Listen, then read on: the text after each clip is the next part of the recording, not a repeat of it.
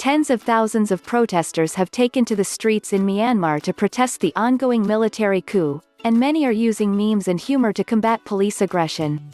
Myanmar's military staged a coup on February 1, removing the democratically elected National League for Democracy from power and installing their own leadership.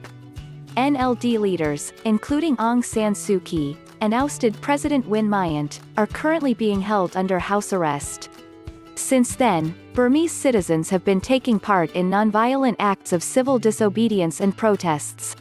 Khoo Ying Hooi is a senior lecturer at the University of Malaya in Kuala Lumpur who studies protests and social movements. Hooi told Insider that the memes are a way for the resistance movement to attract attention and signal their nonviolent intentions. The pandemic itself does not offer a friendly environment to gather big crowds, she said. Employing humor as a sign of showing they opt for a nonviolent approach in protesting. Read more. Myanmar's military shut down the internet and used rubber bullets and water cannons against protesters. In other words, using memes as a great way to win hearts and minds.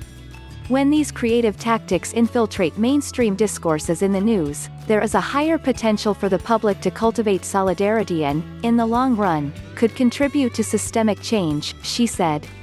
In recent days, the military has grown increasingly violent in its responses to the protesters.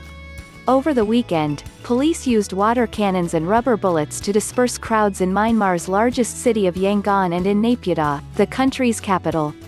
A 19-year-old woman was struck in the head on Wednesday by a rubber bullet and remains in critical condition. Doctors say she is unlikely to survive. President Joe Biden has condemned the coup and on Wednesday night announced the U.S. would be imposing sanctions on Myanmar and freezing U.S. assets that benefit the Burmese government. Read more. Myanmar's military says it's taking over as world leaders look on in shock. Biden also said he would immediately sanction the military leaders who directed the coup, their business interests, as well as close family members. In the meantime, Burmese citizens continue to take to the streets. Read on to see some of the clever ways they're drawing attention to their plight.